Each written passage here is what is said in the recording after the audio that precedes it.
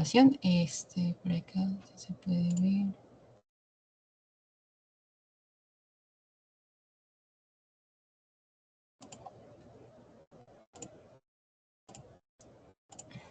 Ok, de igual manera voy a compartir el link al chat.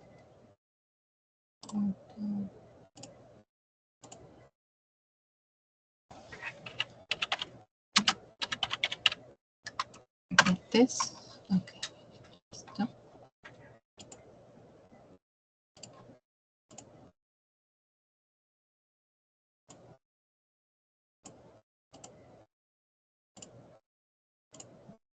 Igual aquí para que se vea. Compartiendo el link del pretest de la sesión número 4. Okay.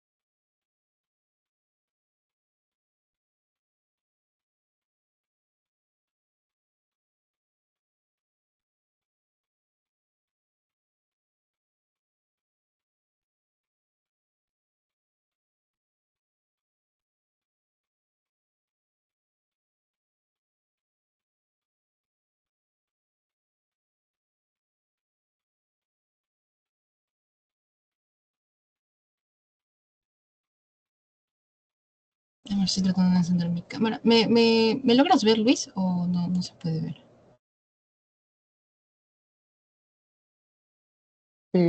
O sea, no veo su cara, pero veo el cuadro que está mostrando. Ah, ya, sí se ve la PPT. Ya, listo. Déjeme ver, voy a acomodar la cámara.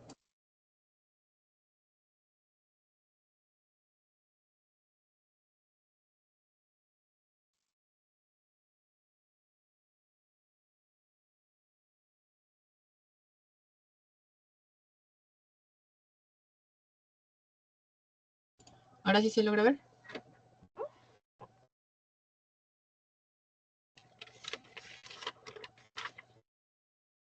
Sí, ¿no? Ok. Bueno.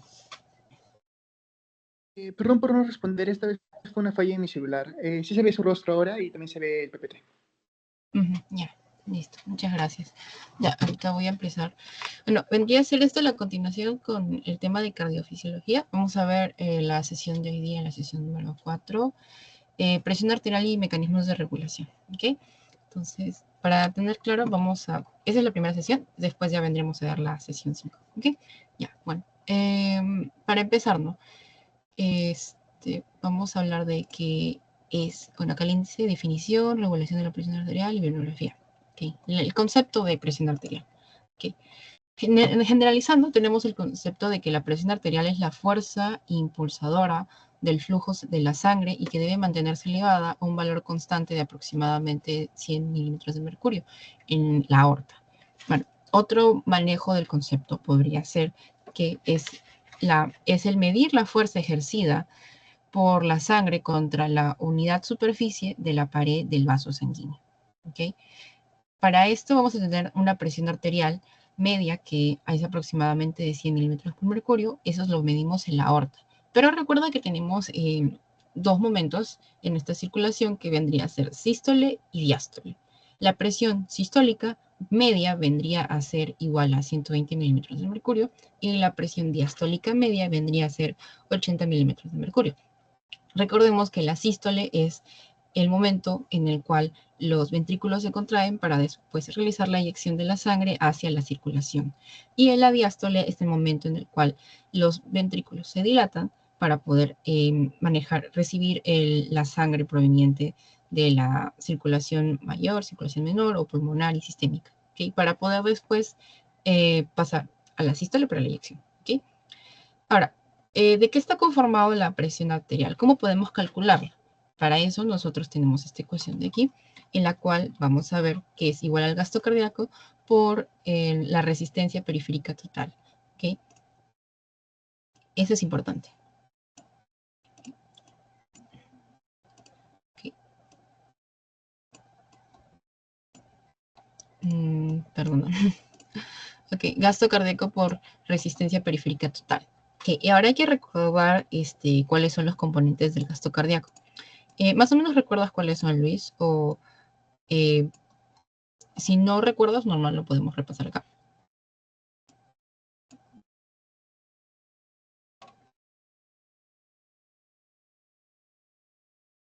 ¿Lo podríamos repasar? Ya, no hay problema. Ok, para eso tengo la siguiente lámina. Entonces, recordemos que el gasto cardíaco es la cantidad de sangre bombeada por el corazón. Este es un total de la sangre, el volumen total es un aproximado de 5.000 mililitros. En total por latido, nosotros bombeamos 70 mililitros por latido. ¿Y cuántos latidos tenemos en un minuto? 70. Ahora, ¿cuáles son estos componentes del gasto cardíaco? Vamos a ver el volumen de eyección sistólica por la frecuencia cardíaca. ¿Okay? Y vamos a recordar también que los subcomponentes de esto son precarga, contractibilidad y poscarga.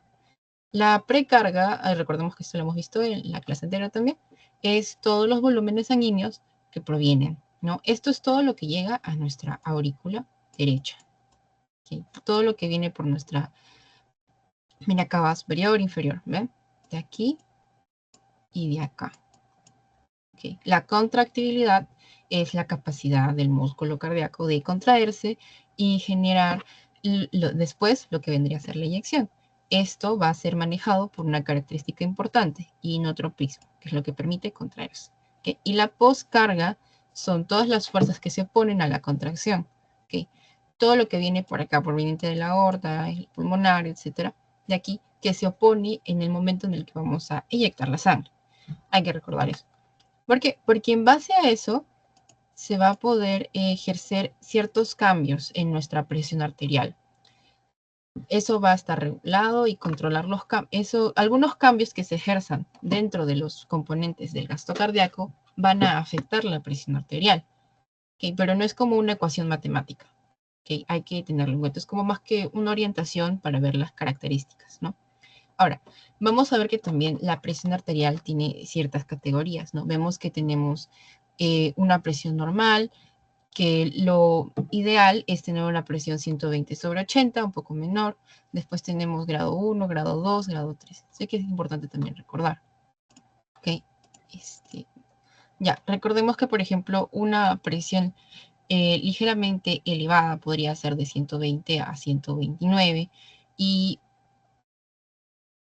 una presión arterial ya elevada, grado 1, nivel 1 es de 130/139, y en el sistólico, en el diastólico vendría a ser 80/89, en la presión arterial tipo 2, ya vemos que 140 a más o 90 a más en el diastólico.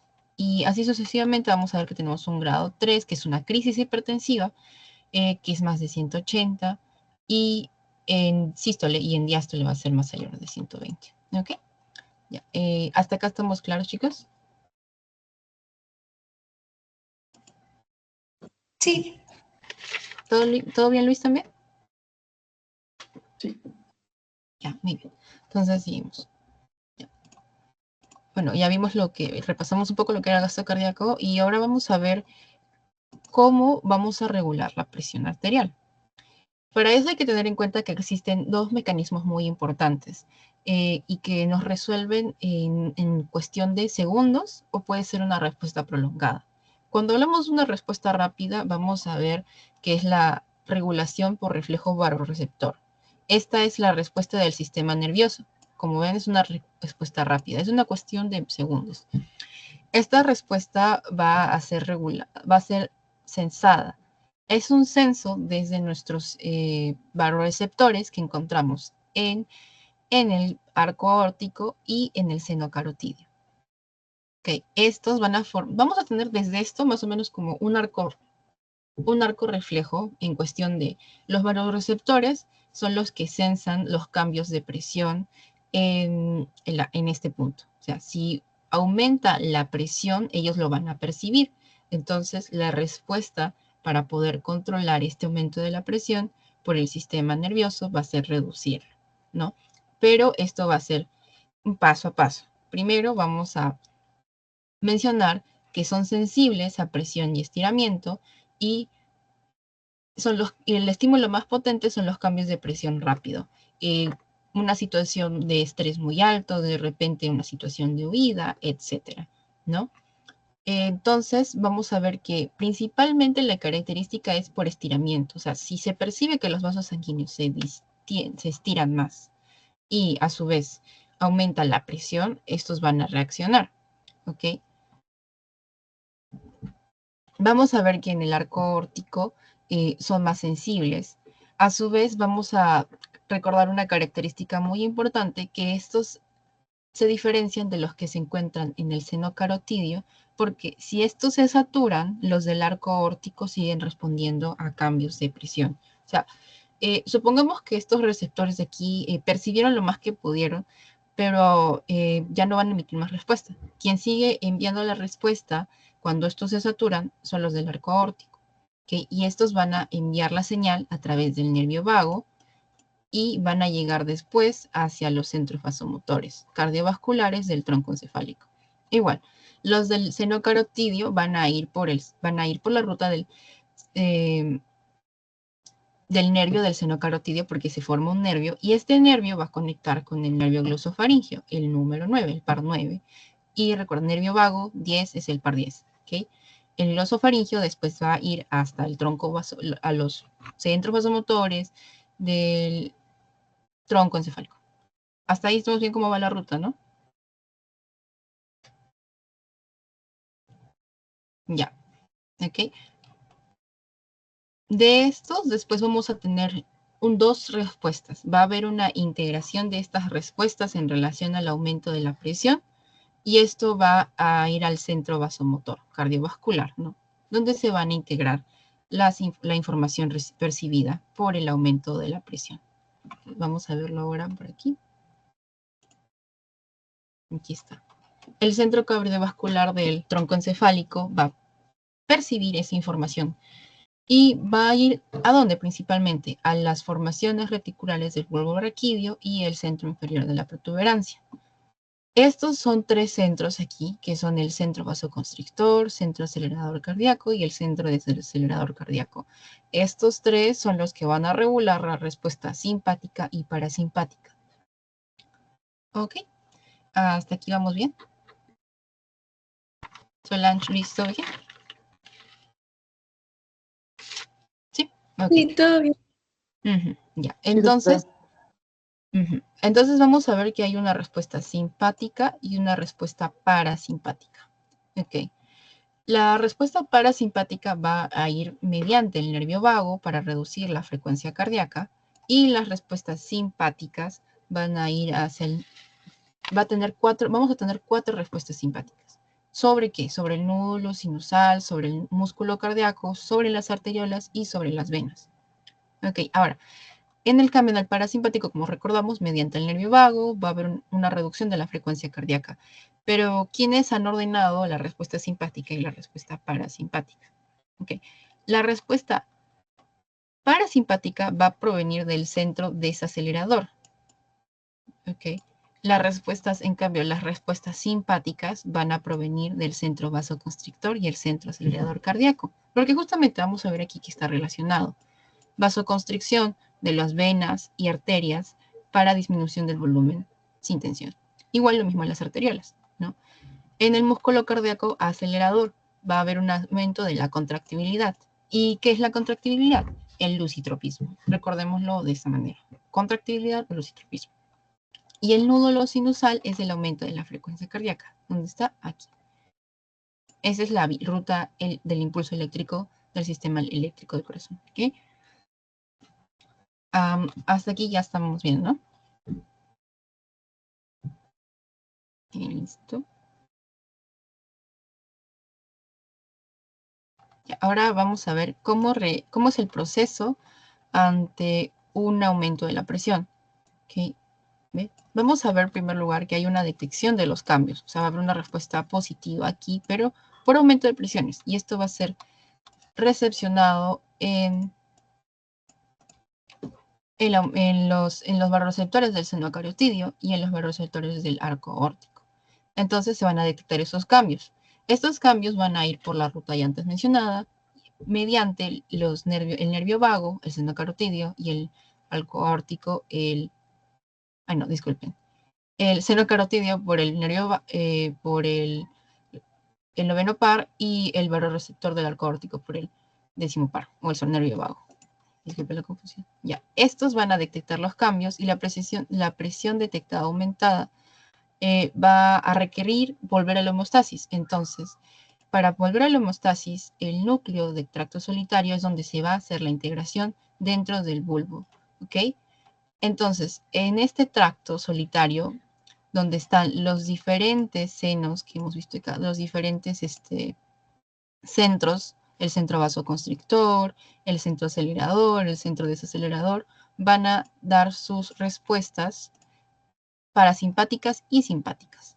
Entonces, aquí vamos a ver que va a haber tanto un aumento de la respuesta parasimpática. ¿Por qué? Porque la respuesta parasimpática va a ir hacia el nódulo auricular y va a actuar directamente en el corazón. Recordemos eso, ¿no? Como hemos visto acá. Okay. Reducción de la frecuencia cardíaca.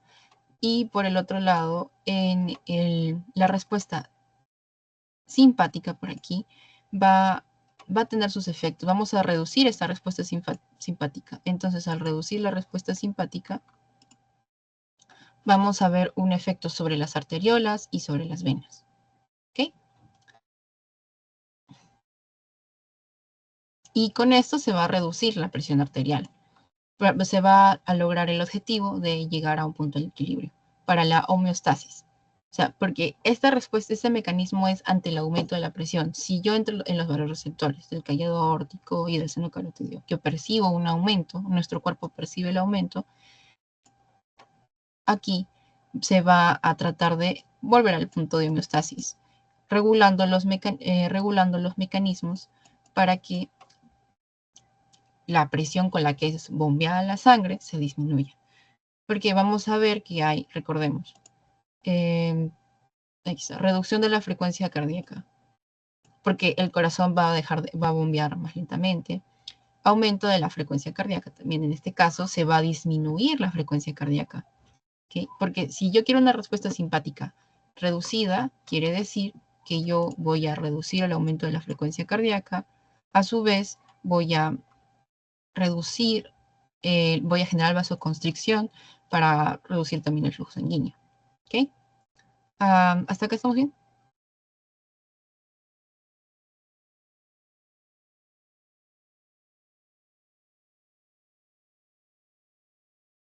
¿Sí se entendió o repito algo? No hay problema.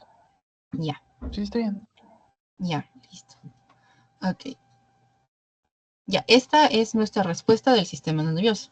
Ahora vamos a tener una respuesta por parte del sistema renina-angiotensina-aldosterona. Esta es la respuesta hormonal, lo que conoceríamos como una respuesta lenta, pero que tiene un efecto más prolongado sobre el sistema. ¿Ok?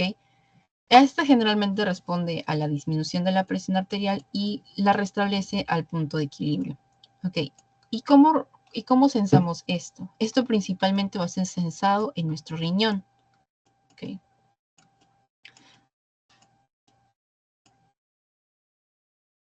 ¿Ok? Nuestro riñón aquí es el principal responsable de generar un aumento de la presión arterial. Pero, ¿cómo yo voy a percibir en mi riñón que necesito aumentar la presión arterial y dirigirla a un punto de equilibrio? Para eso vamos a tener receptores, también vamos a tener una disminución, se va a percibir también una disminución de la concentración de cloruro de sodio en la mácula densa.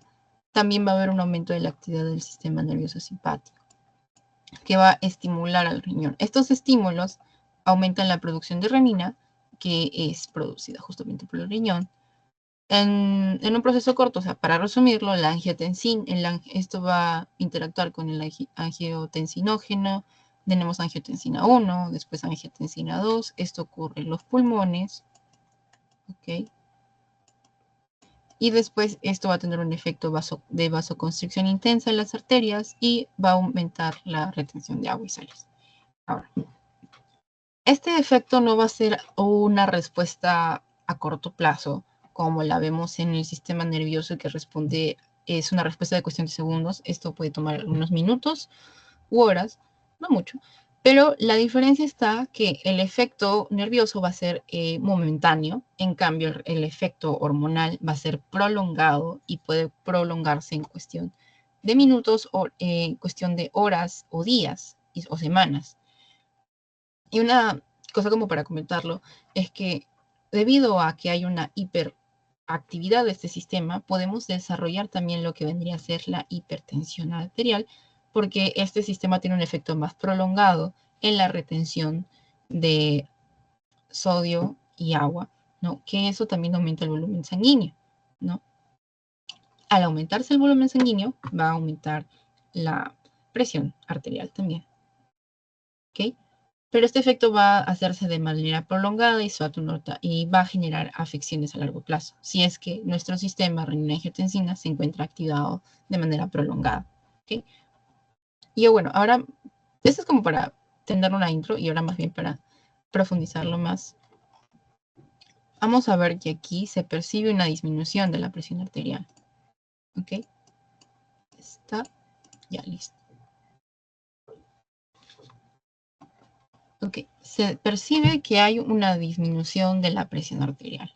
Entonces, esto va a ser sensado en la perfusión renal. Se va a percibir esta disminución. La renina va a ser producida en el riñón y esta va a interactuar con el angiotensinógeno, que es un sustrato que se encuentra en nuestra circulación, ¿no? Este angiotensinógeno con la renina, y ojo, hay que recordar esta característica de la renina, es una enzima. Enzima más sustrato, vamos a tener angiotensina 1. ¿Ok? Al inicio, la renina va a estar en la circulación renal, ¿no? Y igual, y va a llegar después a la circulación general mediante el flujo sanguíneo, ¿no? Entonces, al encontrarse con su sustrato, que vendría a ser el angiotensinógeno, van a formar la angiotensina 1. Ese es el primer paso. Después, la angiotensina 1, al llegar a la circulación pulmonar, va a interactuar con la enzima convertidora de angiotensina, la ECA. Esta ECA va a convertir a la angiotensina 1 en angiotensina 2. Ahora, ¿dónde se va a encontrar principalmente la ECA? Este proceso va a ocurrir más que todo en el endotelio de los vasos pulmonares. Esta conversión ocurre en el endotelio de los vasos pulmonares. Hay que tener claro también esa característica. ¿Okay? Y una vez que se produce esta conversión de angiotensina 1 a angiotensina 2, va a haber una respuesta de vasoconstricción. ¿Okay? Esta es una respuesta potente. La angiotensina 2 tiene una respuesta muy fuerte y va a aumentar, y va a tener un efecto en la respuesta de la secreción y retención de agua. En este caso se va a disminuir la excreción de sodio a través de la orina y se va a aumentar la retención de agua. ¿Okay? ¿Y por qué? Porque esto va a generar un aumento del volumen sanguíneo, del líquido. Esto va a generar un aumento también de lo que es la presión arterial. A su vez también se va a estimular la secreción de aldosterona. Y esto va por la suprarrenal, la otra hormona que está en el riñón, otra glándula hormonal que está sobre el riñón, recordemos esto, y que esto también a su vez estimula la retención de sodio y agua. Y esto va a generar el aumento de la presión arterial. Eso es la respuesta de nuestro sistema ante una disminución de la presión arterial. Y para llegar a la homeostasis de nuestra presión normal, el sistema de renina y angiotensina actúa. ¿Ok? Estamos claros cuál es la función de cada uno y sus diferencias, ¿no? La respuesta nerviosa y la respuesta hormonal. Y quiénes están involucrados.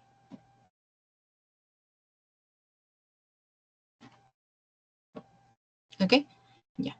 Entonces, a ver, Luis, como una preguntita rápida. ¿Recuerdas qué nervios forman parte de la ruta la respuesta nerviosa?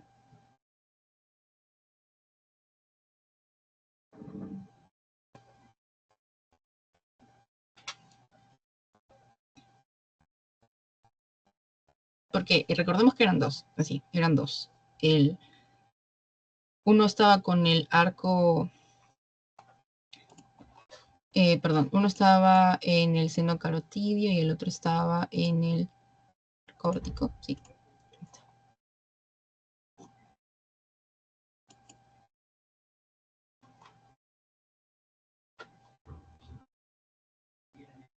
Ujú.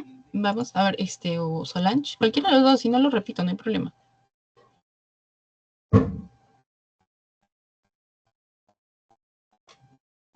Ok, lo voy a repetir entonces, chicos, para que esté más claro.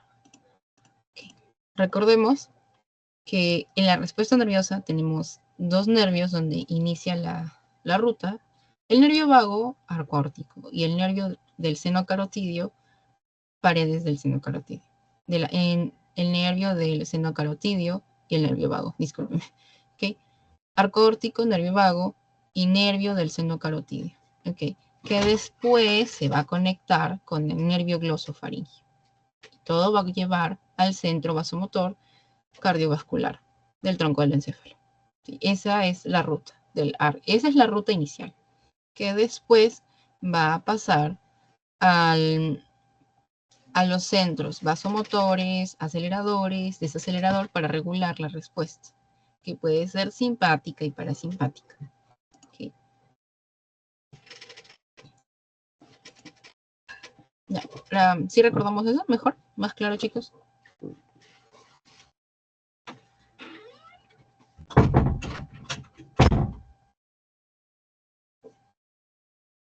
Uh-huh.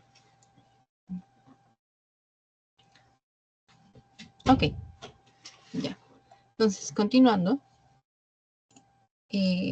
Bueno, recordemos, ¿no? Que esta es una respuesta, la respuesta hormonal, hay que recordar que es una respuesta prolongada, de efectos más duraderos, que puede durar horas o días, etc. ¿Ok? Como para revisar de nuevo también, ya, Solange, aquí,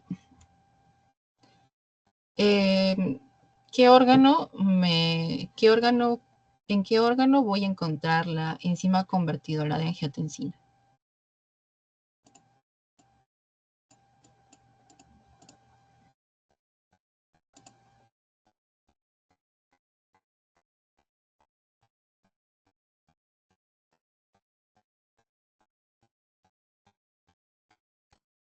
O Luis, cualquiera de los dos, no hay problema.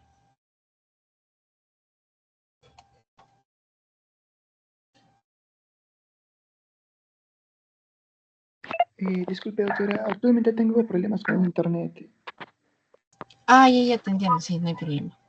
Si no, el chat, si puedes contestar al chat, no hay problema. No, es que no escuché la pregunta. Se Ah, cortó ya, su... no, la repito, no hay problema.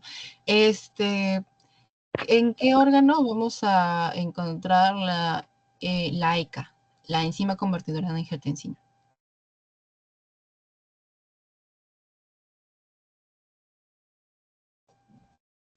En los riñones, en el pulmón, en el corazón.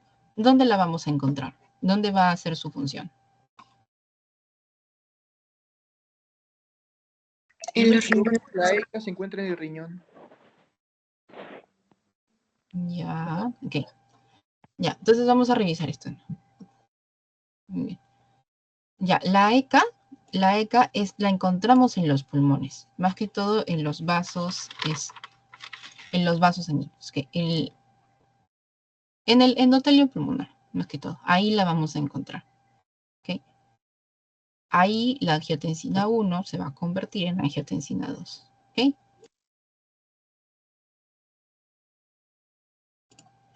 En el endotelio de los vasos pulmonares vamos a encontrar la ECA. Eso hay que recordarlo. Y por el otro lado, la renina es una enzima que va a ser producida por los riñones.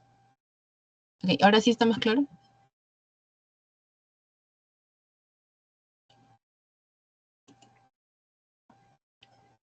A ver, si no lo voy a poner al chat, así como para plantearlo. ECA.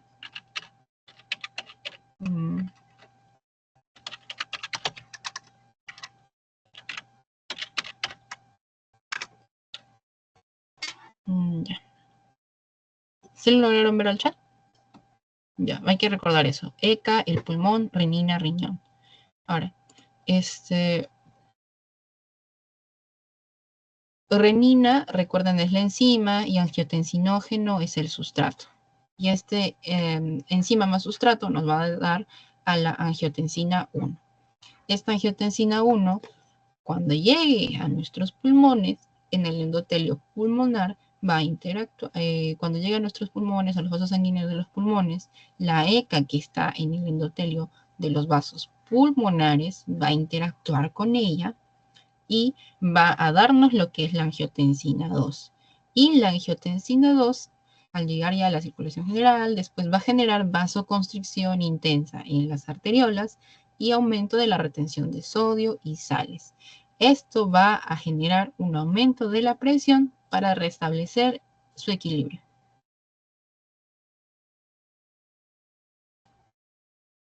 ¿Así estamos más claros? Sí, ¿no? Sí, mucho mejor. Ya, listo. Ya, entonces, bueno, acá como tengo una grafiquita, ¿no? Para que vean. Esto, por ejemplo, una hemorragia es un evento donde la presión arterial va a caer completamente, va a disminuir completamente el volumen sanguíneo. Entonces, nuestro cuerpo va a tener que manejarlo esto para poder evitar más pérdidas, o sea, o evitar que nosotros perdamos perfusión en otros órganos. Entonces, para ello, va a aumentarse la presión arterial. Y aquí vemos una comparación entre la respuesta del sistema renina y sin el sistema renina-angiotensina, aldosterona. ¿Ok? Vamos a ver que, por ejemplo, o sea, tenemos una hemorragia. Ok, nuestro sistema nervioso va a emitir una respuesta rápida y va a controlarla. Pero eso es en el momento, en la cuestión de segundos.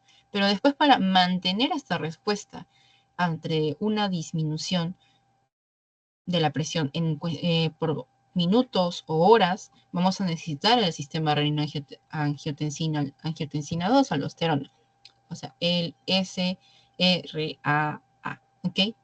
Para poder prolongar esta respuesta, para poder mantener nuestra presión arterial y lograr que siga la perfusión de los órganos.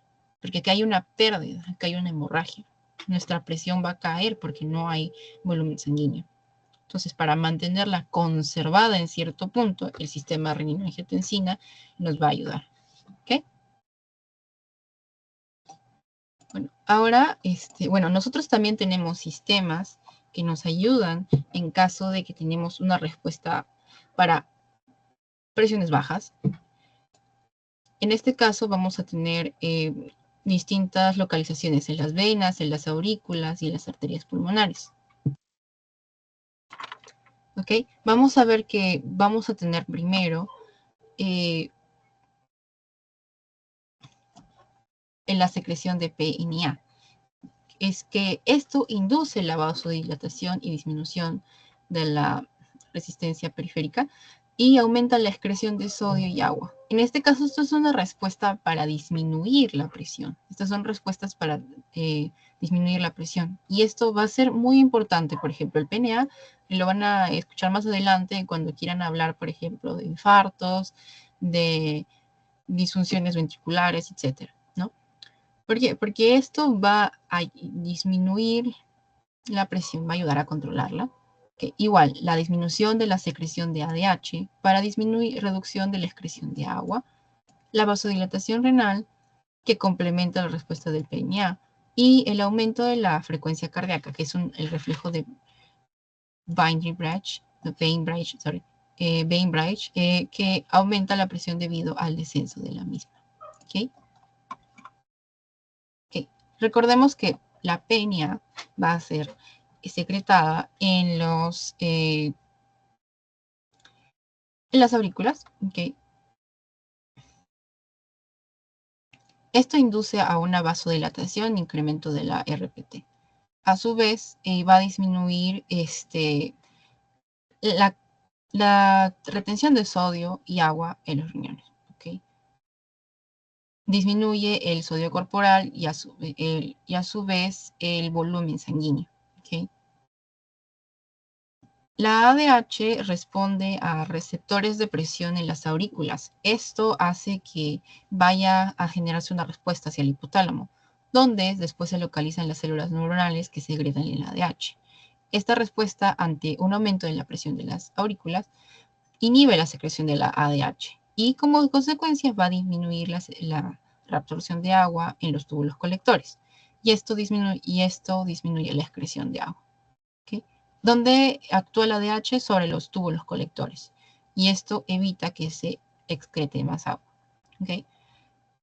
¿Y a quién responde la ADH? A la reacción de las aurículas. Si las aurículas perciben que hay presión aumentada o disminuida, van a responder a esto. O sea, aurícula envía señal al hipotálamo y el hipotálamo secreta ADH. ¿Okay?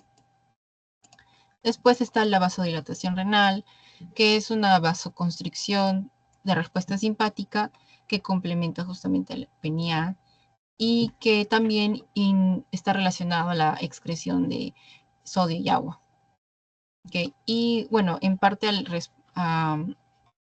reflejo de Bainbridge. Disculpen por la pronunciación. Este actúa, por ejemplo, al percibir un volumen de sangre que es muy alto y estos receptores van a hacer que bajen la presión para que al aumentar la frecuencia cardíaca vamos a equilibrar esto y de esa manera va a aumentarse también la perfusión renal. Y el riñón justamente al percibir que va a haber un aumento de la presión, porque van a ver, recuerden que va a censarse los contenidos de sodio, la concentración de sodio, que es uno de los activadores de la secreción de renina, va en este caso a aumentar la excreción de sodio y la excreción de agua. ¿Okay? Más o menos estamos bien aquí. Sí quedamos bien claros, ¿no? Sé que es un tema cortito, pero es muy importante porque esto también nos va a permitir entender muchos temas más adelante. Así que si hay alguna otra cosa que no les está quedando claro, lo repetimos.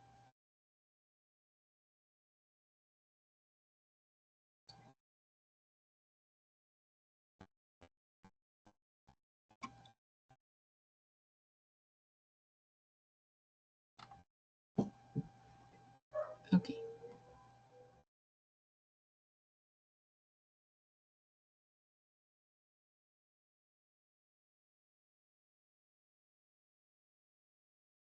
Ujú.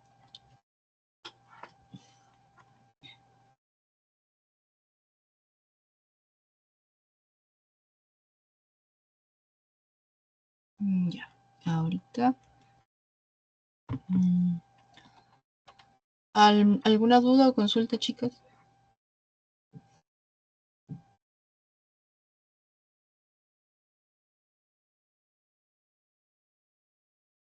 Por el momento no. Gracias. Ya, listo. Luis, ¿sigues teniendo problemas de conexión? ¿Todo bien? Ya lo arreglé, estoy usando datos. Ahí, ya, listo. Entonces, ¿tienes alguna duda o consulta igual? No. Ya, ok. Ya, entonces voy a pasarles el post-test ahora. Minutito.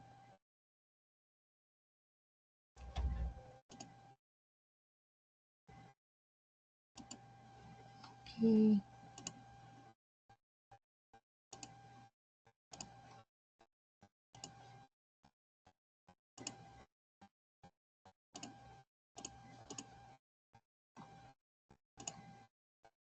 Ok, sí.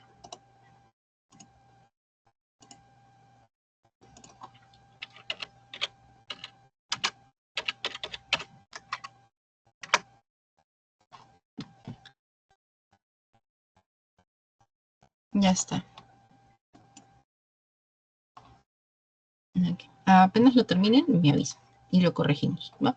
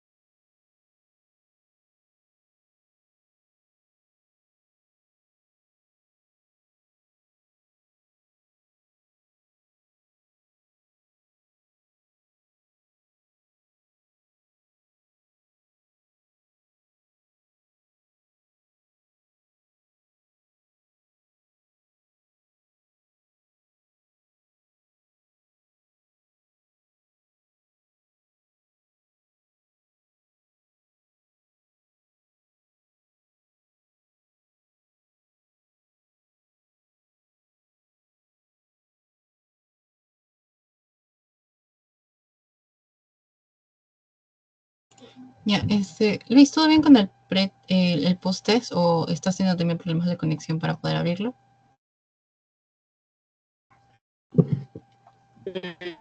No, sí lo he abierto, pero ya...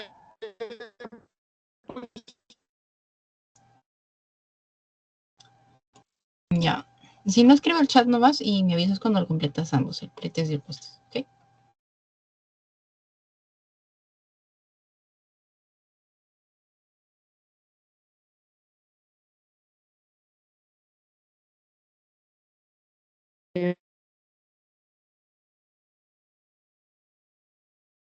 ya me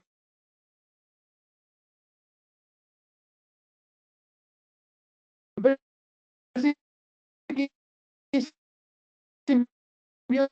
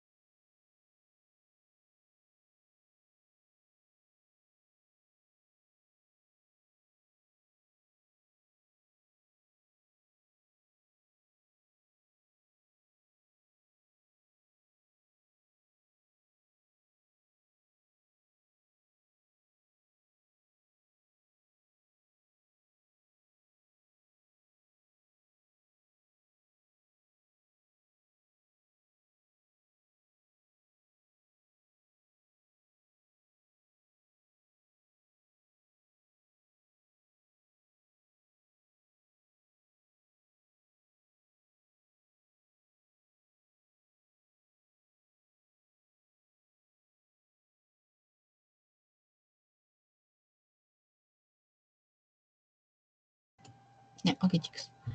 Ya. Sí, veo que tienes algo de... Se escucha un poco interrumpida tu voz cuando hables el micrófono, pero no hay problema si respondes al chat para que gaste menos internet, ¿ya? A ver, para corregir las respuestas, ya. Chequemos un toque, ya. Ustedes. Ahí. Vamos a ver aquí. Ok, ya. Primero, ¿cuál de los siguientes valores de la presión arterial se consideran dentro del rango normal para un adulto? Recordemos que tenemos una presión sistólica y una presión diastólica. Entonces, el valor medio normal o esperado vendría a ser de 120 sobre 80. Ese es el recordar. Los demás rangos que vemos por acá vendrían a ser valores alterados, ¿no? En este caso podemos ver un rango de 130 sobre 90, que ya lo podríamos clasificar como algún tipo de hipertensión, 1 o 2. ¿Recuerdan de la tablita? ¿Cómo lo clasificarían?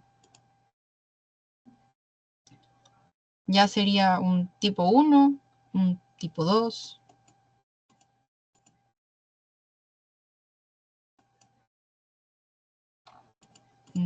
Sería más que todo un tipo 2. No, tipo 1, perdón. Y después tenemos cuál de los siguientes factores no contribuye directamente al aumento de la presión arterial. ¿Qué quiere decir? Que no va a actuar directamente sobre el aumento de la presión arterial. ¿Quiénes actúan directamente? El gasto cardíaco y sus componentes, la resistencia vascular periférica también, la disminución de las elasticidades, disminución del volumen plasmático, porque la disminución del volumen plasmático más que todo es consecuencia de alguno de estas alterar alguno de estos. Y esto ya es una respuesta más que todo indirecta, no contribuye directamente. Hay que recordar eso. ¿Ya? Otro, por ejemplo, aquí. ¿Qué efecto tiene la actividad crónica del sistema renina-angiotensina-aldosterona, SRAA, en la presión arterial? ¿No hay la reabsorción de sodio y agua? No, al contrario, este va a retener más sodio y agua para aumentar la presión arterial. Pero ahora esta es una respuesta crónica, entonces recordemos que va a ser una respuesta prolongada y en sí va a aumentar la retención de sodio y agua de manera prolongada, que a la larga nos puede conllevar a una hipertensión. ¿Ok? ¿Aumento de la secreción de renina? No. Disminución de la resistencia vascular periférica, no. Y aumento de la vasodilatación periférica, no. ¿Okay? Ya, esta pregunta también. ¿Cuál de los siguientes factores puede causar a un aumento agudo en la presión arterial? O sea, esta es una respuesta que va a ser manejada por el sistema nervioso, por nuestros vasoreceptores, en el callado aórtico y en el arco. ¿Ok? Entonces, vamos a ver que si yo tengo un aumento agudo de la presión arterial, va a poder ser por un ejercicio intenso. ¿Ok? Esta es una respuesta en este momento. ¿Ok? Ese es un aumento agudo, es una respuesta rápida. Vamos a aumentar aquí la presión para responder a la demanda, que es hacer ejercicio físico. ¿Ok? Y después, ¿qué papel juega la enzima convertidora de la angiotensina, la ECA, en el sistema renina-angiotensina-aldosterona? Convierte la angiotensina 1 en la angiotensina 2. ¿Ok? Eso hay que recordarlo bastante. La renina actúa con el angiotensinógeno y nos da angiotensina 1. Y la angiotensina 1 actúa con la ECA y nos va a dar angiotensina 2. ¿Ok? Ahora sí estamos más claros, chicos. ¿Todo bien, Luis? ¿Todo bien, Solange? Sí, muchas gracias. Ya, listo. Ahorita voy a dejar de compartir pantalla. Ya. Y ahorita, bueno, ya hemos terminado el tema 4. Vamos a pasar después. Siguiente. Okay. Dejar de compartir.